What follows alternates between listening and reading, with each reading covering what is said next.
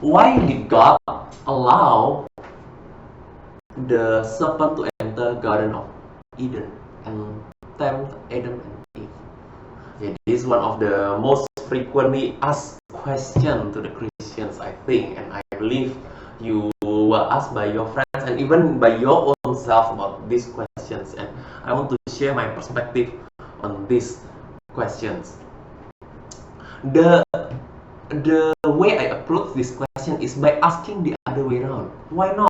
Why couldn't God let the serpent to enter Garden of Eden?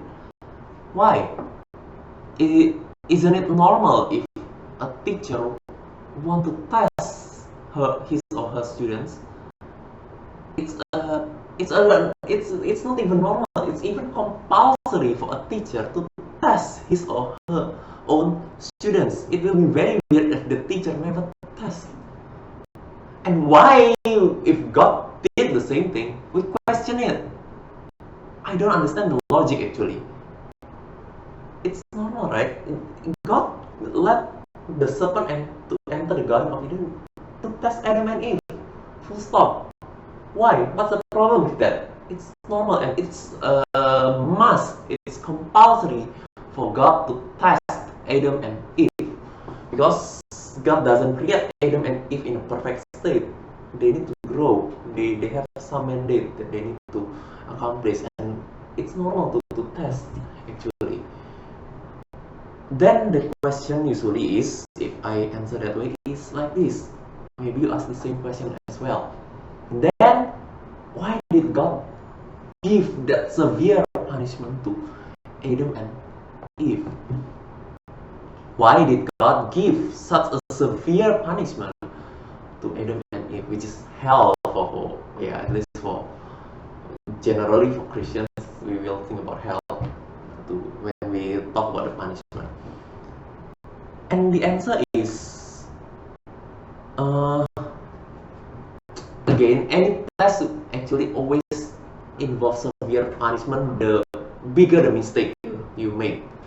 Okay, so if you never study for the whole year, you got a high chance to fail, to not to pass the test, and then you need to repeat the same year again.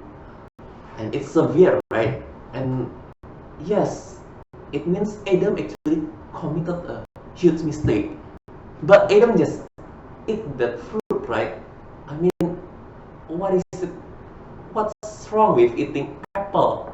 Like, yeah, maybe that's your question. But you forget one thing, I think. Most people forget this thing. Before eating apple, Adam know the command very well. Adam and Eve know this command very well. What is the command?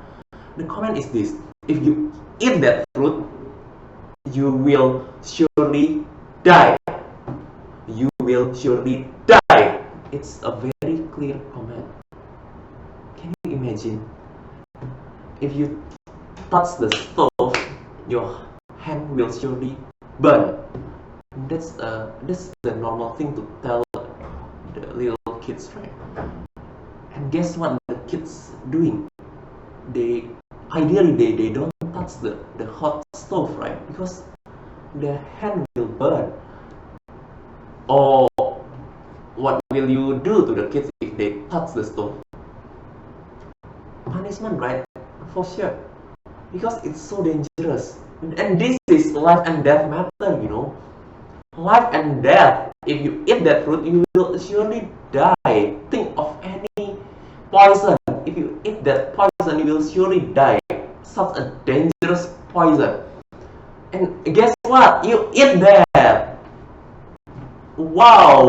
Just because serpent say something that make you question God.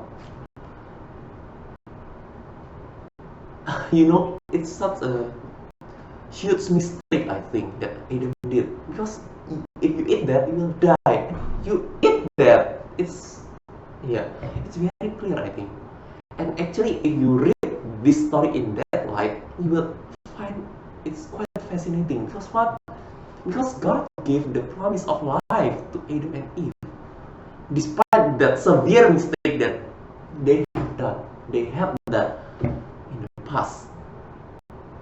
God gave the promise of the offspring of the woman to conquer the offspring of the serpent. It was like so amazing. God gave the clues also to Adam and Eve. And it's such a merciful God. You should perceive it this way. It will change everything if you realize it. But most people just forget that God gave that command. It's actually a very significant, very huge problem that Adam stayed to. Adam commit to God and Eve commit to God, and that's why actually they really deserve the punishment, I think. And yeah, this is my perspective. If there is anything unclear, just put your question on the comment below, and I will surely answer your question. Thank you, and don't forget to subscribe to this channel. Bye bye.